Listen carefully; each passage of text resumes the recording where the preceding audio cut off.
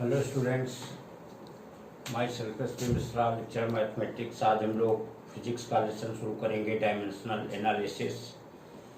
Physics में हो या साइंस का कोई भी सब्जेक्ट हो, फिजिकल क्वांटिटी और उनकी यूनिट का बहुत ज़्यादा इंपॉर्टेंस है। बहुत ज़्यादा क्या, पूरी बेसिक चीज़ है, पूरी इसी पे होगा, क्योंकि जब तक किसी चीज़ का नॉमेनक्लेचर नहीं होगा तब तक उसको हम प्रोनाउंस कैसे करेंगे, उसको एक्सप्रेस कैसे करेंगे। अब टाइम की बात है, अगर टाइम के लिए मिनट आवर सेकंड ना बनाए गए होते तो कैसे एक्सप्रेस करते, या अगर मास की बात है, मास में केजी, ग्राम, ये सब न होते तो हम कैसे एक्सप्रेस करते। ये चीज़ अलग है कि हम जैसी फिजिकल क्वांटिटी होती है उस तरीके से एक्सप्रेस करते हैं। फिजिकल क्वांटिटी बेसिकली दो टाइप की होती हैं। पहली एक फंडामेंटल क्वांटिटी,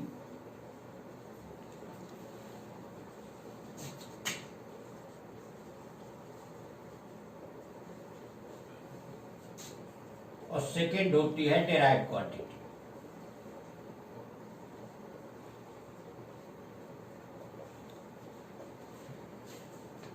तो इसी के बेस पे फिर जो फंडामेंटल क्वांटिटी है वो तो हमारी सेविंग क्वांटिटी है, वो फिजिकल क्वांटिटी है, उनकी यूनिट डिसाइड है। जैसे मास के लिए केजी, जिसको एमकेएस सिस्टम में पढ़ाते हैं हम लोग, मास के लिए केजी हो गया, डिस्टेंस के लिए मीटर हो गया, टाइम के लिए सेकेंड हो गया, और उसी से डेराइव्ड यूनिट बनती है। डेराइव्ड यूनिट फॉर एग्जांपल जैसे वेलोसिटी है, तो वेलोसिटी हमारी डिफाइंड होती है डिस्टेंस अपॉन टाइम। डिस्टेंस के लिए हम लोग मीटर यूज करते हैं, टाइम के लिए सेकेंड यूज करते हैं, तो यही यूनिट हो गई मीटर पर सेकेंड। मीन्स जो हमारी सेविंग फंडामेंटल क्वांटिटी है उससे हमने वेलोसिटी की यूनिट बना लिया, वेलोसिटी की यूनिट हो गई मीटर पर सेकेंड। ऐसे ही अगर एक्सीलरेशन की बात किया जाए, एक्सीलरेशन हमारा होता है change in velocity upon time. अब वेलोसिटी हो या चेंज इन वेलोसिटी हो, बात एक ही हो गई। तो वेलोसिटी की अभी हम लोगों ने निकाला मीटर पर सेकेंड, और एक टाइम और है, एक सेकेंड और हो जाएगा। एक्सीलरेशन की यूनिट हो गई मीटर पर सेकेंड। अब इसी चीज को हम एक दूसरे तरीके से एक्सप्रेस करेंगे। वो एक्सप्रेशन क्या होगा, मास के लिए m लेंगे, लेंथ के लिए l लेंगे, टाइम के लिए t लेंगे, करंट के लिए a ले लेंगे, टेम्परेचर के लिए थीटा ले लेंगे, और इस तरीके से चीजों को एक्सप्रेस करेंगे।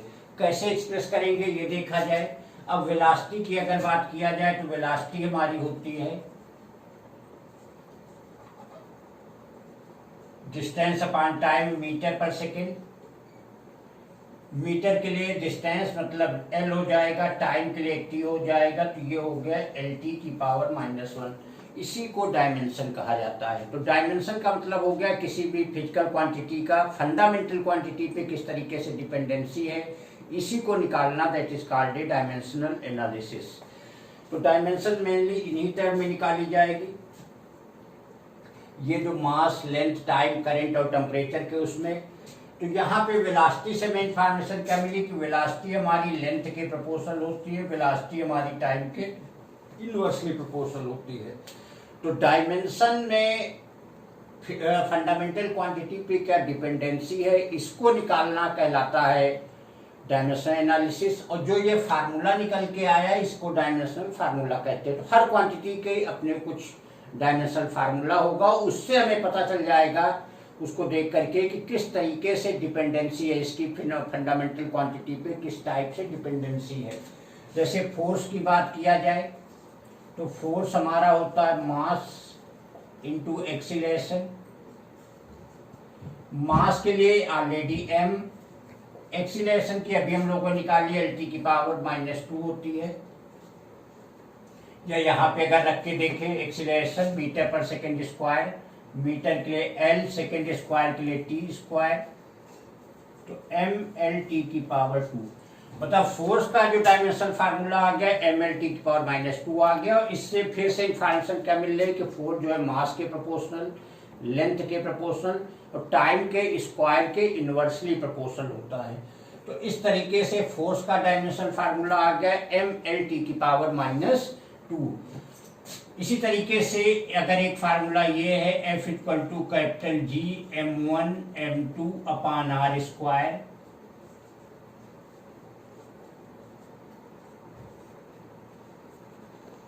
यहाँ पे यही बेसिक चीज है जिसकी अभी हम बात कर रहे थे। कोई भी हमारी क्वांटिटी होगी M1 M2, चाहे जो भी मास हो, उनकी वैल्यू अलग हो सकती है, लेकिन मास तो मास है, तो सीधे M इंटू एम हो जाएगी। M कैंसिल हो गया, तो आ गया M inverse L cube T की पावर -2। ये आगे चल के चैप्टर इसको पढ़ोगे, इसको यूनिवर्सल ग्रेविटेशनल कांस्टेंट बोलते हैं। तो इसकी डायमेंशन क्या हो गई, M inverse L cube T की पावर -2। तो यहाँ पे ये जी की किस तरीके से जब भी डिपेंडेंसी हो के हर फार्मूले में मिलता चला जाएगा। एक और फार्मूला देखते, E equal to H nu. E energy है, H को प्लैंक कांस्टेंट बोलते हैं, न्यू फ्रीक्वेंसी है। H की अगर डायमेंशन निकालना, H इक्वल टू क्या हो जाएगा, E अपान न्यू। एनर्जी हमारा वर्क है, फोर्स है, यहाँ पे सारी चीजें हमको मिल जाती हैं अभी। या इसके अलावा और चीजें देख लेते हैं। अगर काइनेटिक एनर्जी की बात किया जाए, kinetic energy half mv square होता है। डायमेंशन एनालिसिस में हम न्यूमेरिक वैल्यू को लीव कर देते हैं, इसको नहीं देखते हैं। तो m मास है m, और एल टी की पावर -1 का स्क्वायर हो जाएगा, तो m l स्क्वायर टी की पावर -2। तो काइनेटिक एनर्जी की ये आ गई डायमेंशन। पोटेंशियल एनर्जी की देखी जाए, mgh, m के लिए मास, g ग्रेविटेशनल एक्सीलरेशन है, तो एक्सीलरेशन चाहे जो, चाहे ग्रेविटेशनल हो, चाहे जो भी होगा, डायमेंशन वही होगी जो अभी हम लोगों ने निकाला है, एल टी की पावर -2। h हाइट है, फिर वही चीज है, लेंथ हो, ब्रेथ हो, हाइट हो, डिस्टेंस ही है, तो l हो जाएगा। तो m l स्क्वायर टी की पावर -2। और वर्क की देखा जाए, वर्क हमारा होता है फोर्स इंटू डिस्प्लेसमेंट। फोर्स की अभी हम लोगों ने निकाला है, m l टी की पावर -2। फिर डिस्प्लेसमेंट है, डिस्टेंस होगी l। तो यहां से सबसे बड़ा जो डायमेंशन का यूज ये है कि काइनेटिक एनर्जी के ml square T power -2, potential energy के ml square T power -2, work की ml स्क्वायर टी पावर -2। कहने का मतलब एनर्जी जो हम कंजर्वेशन ऑफ एनर्जी पढ़ते हैं कि एक फॉर्म से दूसरे फॉर्म पे चेंज होती है, वही यहाँ दिख रहा है कि बेसिकली तीनों एक ही चीजें हैं, केवल फॉर्म अलग है। किसी चीज का मैकेनिकल वर्क करते हैं वो अलग है, पोटेंशियल एनर्जी, काइनेटिक एनर्जी, लेकिन तीनों एक ही फॉर्म है। तो यहाँ एनर्जी का वही फार्मूला आ जाएगा, m l स्क्वायर टी की पावर -2। और फ्रीक्वेंसी हमारी होती है 1 टाइम पीरियड। और टाइम पीरियड क्या है, time taken in vibration means time ही एक तरीके का। तो ये हो जाएगा m l स्क्वायर टी की पावर -2, टी ऊपर हो जाएगा, टी आ जाएगा, तो m l स्क्वायर टी की पावर -2। तो h की जो डायमेंशन है वो ये आ जाएगी। तो ये है बेसिक यूज की किसी भी डिराइव क्वांटिटी का फंडामेंटल पे डिपेंडेंसी कैसी है, और वो हमें यहाँ सारे फार्मूले से मिलती है। यहाँ पे हम लोगों ने देखा तीनों की एक ही डायमेंशन आ रही, कहने का मतलब बेसिकली तीनों एक ही क्वांटिटी हैं। तो यहाँ पे यही इसका यूज है कि डायमेंशन एनालिसिस में हमें फंडामेंटल क्वांटिटी पे क्या डिपेंडेंसी है, किस तरीके से डिपेंड कर रहा, वो हमको पता चल जाता है। अभी हम लोगों ने देखा कि किस तरीके से डायमेंशन एनालिसिस के थ्रू कोई भी डिराइव क्वांटिटी हो उसकी जो फंडामेंटल पे डिपेंडेंसी किस तरीके से पता चल जाती है। अगर एक ही क्वांटिटी कई फॉर्म में है तो सारे फॉर्म में यहाँ पे पता चल जाते हैं कि वो सारी क्वांटिटी बेसिकली एक ही चीज़ें हैं।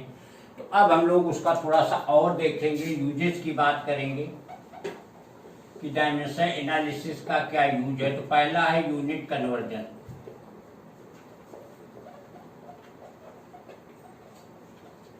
यूनिट कन्वर्जन का क्या मतलब हुआ कि अगर देखा जाए कि किसी को अगर हम 100 रुपए देते हैं, 100 रुपए देते हैं, तो अगर वो 10 की नोट्स दे रहा तो हमें 10 नोट्स देगा, 20 की अगर दे रहा तो हमें 5 देगा, 50 की दे रहा तो 2 दे रहा।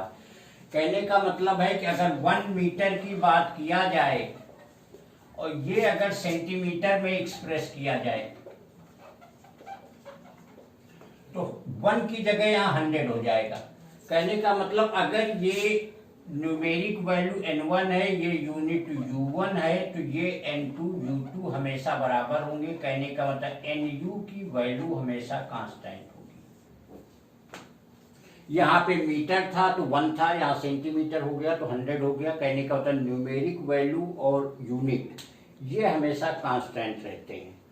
अब अगर n1 u1 और n2 u2 की बात किया जाए तो n1 की जगह n2 n1 ही रहे, u1 की जगह मान लीजिए m1 की पावर a, l1 की पावर b, t1 की पावर c। n2 की जगह n2 रहेगा, m1 की पावर m2 की पावर a, l2 की पावर b, t2 की पावर c। तो यहां से अगर n2 की वैल्यू निकालना है तो ये क्या आ जाएगा, n1 m1 अपान m2 की power a, l1 upon l2 की पावर b, t1 अपान t2 की पावर c। तो इस तरीके से हम इस फार्मूले पे रख के यूनिट को कन्वर्ट कर लेंगे, सारी वैल्यू को आपस में चेंज कर लेंगे। यहां से फिर समझ लीजिए कि जैसे 1 मीटर था तो मीटर की जगह अगर सेंटीमीटर हुआ तो यहाँ 100 हो गया। मीन्स जो न्यूमेरिक वैल्यू और यूनिट हमेशा कांस्टेंट रहेगी, इस तरीके से कन्वर्ट कर लेंगे। अब अगर एक एग्जांपल यहीं पे देखते हैं, मान लीजिए 1 न्यूटन की बात किया जाए और इसको हमको डाइन में बदलना है। न्यूटन जो है हमारी वो MKS सिस्टम की है और डाइन जो है हमारी वो CGS सिस्टम की है। तो 1 न्यूटन रहेगा, न्यूटन हमारा फोर्स है। न्यूटन का मतलब अभी हम लोगों ने या लेडी 1 है, यहाँ पे कोई वैल्यू अगर x ले लीजिए तो यहाँ क्या आ जाएगा, m2 l2 t2 की पावर -2। तो x की वैल्यू निकालने के लिए 1 तो लिखे न लिखे, m1 अपान m2 अपान t2 की पावर -2। अब m1 हमारा MKS है तो मीटर में होगा, तो अगर इसको मीटर में रखोगे, नीचे CGS सेंटीमीटर होगा, सेंटीमीटर का क्या हो जाएगा, मीटर अपान 100 में से यहाँ 100 आ जाएगा। ये ग्राम में रहेगा तो 1000 यहाँ हो जाएगा। L1 मीटर में है तो L अगर है या L1 रखिए, या सेंटीमीटर में है तो 2 हो जाएगा, तो ये हो जाएगा L1 × 100। और टाइम तो दोनों में ही MKS हो चाहे CGS में, दोनों में हम सेकेंड मेजर करते हैं। तो ये सीधे T1 अपान T1 की पावर -2 तो कैंसिल हो जाएगा, ये m1 कैंसिल, l कैंसिल, तो ये आ जाएगा 10 की पावर 5 डन। इस तरीके से हम यहाँ पे यूनिट को कन्वर्ट कर लेते हैं। कहने का मतलब 1 न्यूटन की बात थी डाइन में, तो उसकी डाइन में वैल्यू हो जाएगी 10 पावर -5। तो ये इसका पहला यूज हो गया यूनिट कन्वर्जन। दूसरा यूज है, सेकेंड यूज इसका है करेक्टनेस। किसी फार्मूले की करेक्टनेस यहां से हम चेक कर लेते हैं। जैसे फॉर एग्जांपल फार्मूला ये है S = UT + ½ AT। इसको चेक करना है कि डायमेंशनली करेक्ट है या इनकरेक्ट है। S क्या है, हमारी डिस्टेंस है, डायमेंशन L। U अभी भी हम लोगों ने पढ़ा है LT की पावर -1। T टाइम है T ½ A अभी हम लोगों ने पढ़ा LT की पावर -2 × T। T से T यहाँ कैंसिल हो गया, एक ये कैंसिल हो गया। L = L + ½ LT की पावर -1। अब यहाँ पे इधर लेंथ है, यहाँ पे प्लस है, तो हमेशा लेंथ में लेंथ ही जुड़ेगा तभी मीनिंग होगी। चाहे लेंथ की अलग वैल्यू बात आ रही, लेकिन लेंथ में लेंथ, टाइम में टाइम, मास में मास, केजी में केजी जुड़ेगा। क्योंकि ये LT की पावर -1 है, ये यहाँ L में ऐड हुआ है। इसका मतलब फार्मूला क्या है, रॉन्ग है, गलत है। अब इसको अगर करेक्ट करने कहा जाए, करेक्ट करने के लिए अगर यहाँ से T हट जाए तो सही हो जाए। L = L + ½ LT की पावर -1 की जगह T मल्टीप्लाई कर दे, L = L + ½ L। Numeric value को हम कंसीडर नहीं करते हैं। अब करेक्ट हो जाए, कहने को तो अगर फार्मूले में यहाँ T से मल्टीप्लाई करते तो करेक्ट फार्मूला क्या आ जाएगा, करेक्ट फार्मूला हमारा हो जाएगा S = UT + ½ AT², जो कि जनरल फार्मूला पढ़ा ही है। तो ये हमारा करेक्ट फार्मूला आ जाएगा। तो इसके थ्रू हम लोग कोई भी फार्मूला हो तो उसकी करेक्टनेस चेक कर लेते, करेक्ट है इनकरेक्ट है, और उसको करेक्ट भी कर सकते हैं। तो थर्ड यूज इसका जो सबसे इंपॉर्टेंट यूज कहा जाता है वो है मेकिंग फार्मूला।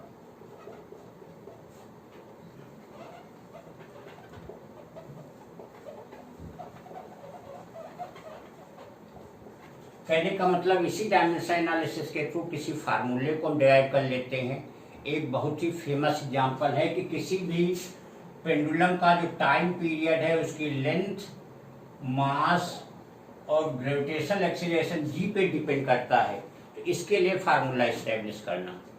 फिर से सुन लीजिए क्वेश्चन, ध्यान से सुनिएगा। किसी भी पेंडुलम का जो टाइम पीरियड है उसके लेंथ पे, उसके मास पे और उसके ग्रेविटेशनल एक्सीलरेशन पे डिपेंड करता है। इसके लिए फार्मूला एस्टेब्लिश करना। एक एक स्टेप ध्यान से सुनिएगा।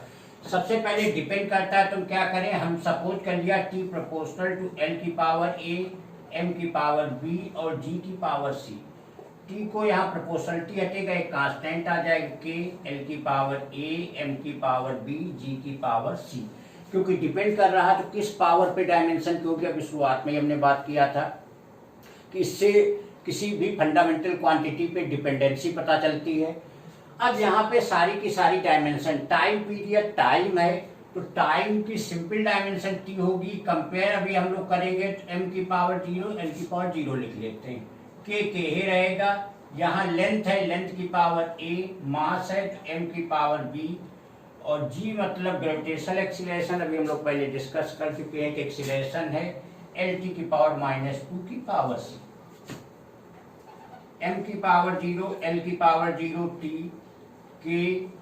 अब यहाँ एल की पावर सी है, एल की पावर ए, तो पावर अगर है तो प्लस हो जाएगा, एल की पावर ए प्लस सी, एम की पावर बी और टी की पावर -2c। अब दोनों तरफ के पावर हमको कंपेयर कर लेना। एम की पावर बी है, एम की पावर 0, तो बी की वैल्यू सीधे 0 हो गई, ए प्लस सी की वैल्यू 0 हो गई, और -2c की वैल्यू 1 हो गई, तो c की वैल्यू -½ यहाँ पे रखोगे तो a की वैल्यू ½ और b की वैल्यू ऑलरेडी हमारी 0 है। ये सारी की सारी वैल्यू यहाँ पे पुट कर दीजिए तो आ जाएगा t की पावर k, m की पावर 0, l की पावर a है तो ½ c, g की पावर c है तो -½ t equal to k L by G की power ½ t equal to K under root, power आपका तो under root L by G. और ये थोड़ी सी डायमेंशन एनालिसिस की ड्रॉबैक है कि यहाँ कांस्टेंट को नहीं फाइंड कर पाते, इसलिए कहीं कांस्टेंट आता तो उसे इग्नोर भी कर देते। तो प्रैक्टिकली इन एमके सिस्टम देखा जाता है कि इसकी वैल्यू 2 पाई के बराबर होती है। तो t equal to 2 pi under root L over G. बहुत ही फेमस फार्मूला आगे चल यहाँ पे t equal to 2 pi under root L over G. और सबसे इंटरेस्टिंग चीज यहाँ देखने को मिल रही कि जो time period of the pendulum है वो मास पे डिपेंड ही नहीं कर रहा, क्योंकि b की वैल्यू सीधे 0 हो जा रही है। इसका मतलब जो पेंडुलम का टाइम पीरियड है वो मास पे डिपेंड नहीं कर रहा है। एक और एग्जाम्पल देखते हैं। किनेटिक एनर्जी है वो मास, तो उसके लिए फार्मूला डिराइव करना। तो फिर से वही काम क्या करेंगे, k प्रोपोर्शनल टू m की पावर a, v की पावर b। तो k इक्वल टू यहाँ फिर से कांस्टेंट है, या इसको k ही चाहे कर लीजिए क्योंकि आगे कांस्टेंट हम लोग लेंगे। तो k equal to k m की पावर a, v की पावर b। काइनेटिक एनर्जी अभी हम लोग पहले निकाल चुके, चाहे काइनेटिक एनर्जी हो, चाहे पोटेंशियल एनर्जी हो, चाहे वर्क हो, तीनों की डायमेंशन सेम है। और उसकी डायमेंशन है mL² t की power -2 equal to k m की पावर a, और वेलोसिटी के अभी हम लोग निकाले थे lt की पावर -1 की पावर b।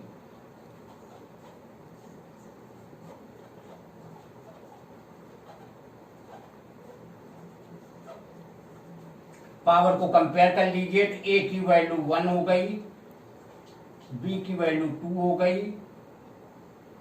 और सीधे b की वैल्यू यहाँ से भी a की वैल्यू 1, b की वैल्यू 2, तो सीधे यहाँ पे पुट कर देना होगा। तो k इक्वल टू क्या आ गया, m की पावर 1 और b की पावर 2। और फिर से कांस्टेंट के लगा हुआ है, तो अगर न्यूमेरिकली इसको हम देखते हैं एम के सिस्टम में, तो इसकी वैल्यू हाफ होती है mv², और यही हमारे काइनेटिक एनर्जी का फार्मूला होता है। तो फिर से हम देख रहे हैं कि डायमेंशन एनालिसिस के थ्रू यहाँ पे इस चीज को फाइंड कर ले रहे हैं। कुछ इसकी ड्रॉबैक्स है, अभी हम लोग पहले ही बात कर चुके हैं कि फार्मूले में अगर कोई न्यूमेरिक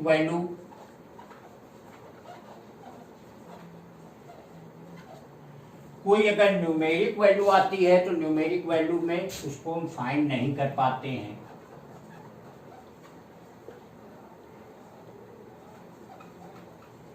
तीसरी चीज है ये साइन थीटा, कॉस थीटा, इन सब का कोई भी एक्सप्लेनेशन नहीं देता है, इसकी कोई वैल्यू वहां पे डिक्लेयर नहीं हो पाएगी। और कोई भी अगर कांस्टेंट वैल्यू है किसी फार्मूले में, अगर कांस्टेंट वैल्यू है तो उसको भी ये डिक्लेयर नहीं कर पाता, नहीं बता पाता। मीन्स पहला क्या हो गया, कोई न्यूमेरिक वैल्यू है उसका यहाँ पे कोई एक्सप्लेनेशन नहीं मिलेगा। साइन थीटा, कास थीटा, अगर ये एक्सपोनेंशियल e की पावर x वगैरह है तो इस चीज का डिस्क्रिप्शन नहीं मिलेगा। और अगर किसी फार्मूले में कोई कांस्टेंट इन्वॉल्व है तो उसकी वैल्यू कोई नहीं बता पाता। जैसे अभी ये फार्मूला था, k की वैल्यू यहाँ से नहीं निकल पाई, यहाँ पे था k की वैल्यू यहाँ से नहीं निकल पाई, वो वैल्यू प्रैक्टिकली होती है, अलग से हमें रखनी पड़ेगी। तो ये इसके ड्रॉबैक हैं। तो बेसिक इसका यूज क्या है कि डायमेंशन एनालिसिस में हम किसी भी फार्मूले का, किसी भी फिजिकल क्वांटिटी का फंडामेंटल क्वांटिटी पे क्या डिपेंडेंसी है, किस तरीके डिपेंडेंसी है, उसको हम कैलकुलेट कर लेते हैं। और उसके अलावा जो डायमेंशन एनालिसिस निकालने के डिफरेंट मेथड्स हैं तो वो अलग चीज़ें हो गई, लेकिन बेसिक चीज़ें ये हैं कि किस तरीके से पहले तो फार्मूला, उसकी फंडामेंटल डिपेंडेंसी और उसके यूजेस।